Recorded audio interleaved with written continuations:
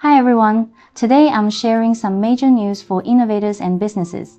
The rules about where you can file an intellectual property case in China have just changed. The key takeaway is simple. First instance cases move down, and second instance cases move up.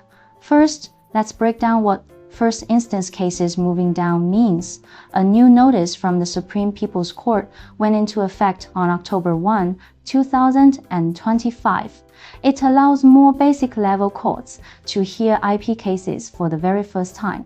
In Beijing and Shanghai, these courts can now hear civil IP cases no matter how much money is involved. In other provinces, jurisdiction depends on the case's value, with different tiers for cases under 1, 5, or 10 million RMB.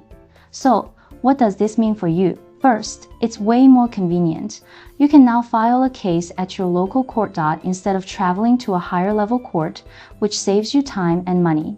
Second, it is easier to protect your right through litigation. This is a huge win for small to medium-sized businesses and individual inventors, making it easier to take legal action to protect their work. Now, let's talk about second instance cases moving up. Since 2019, a special IP tribunal within the Supreme People's Court has been handling all appeals for tech-related cases. This includes things like patents, new plant varieties, and integrated circuit designs. The goal of this system is to make sure legal standards are applied consistently everywhere in the country. This prevents situations where similar cases get completely different rulings in different regions. But just because it's easier to file a case doesn't mean you can be careless. First off, evidence is still king. Be sure to keep a complete evidence chain, things like patent certificates, proof of infringement, and receipts for any legal costs.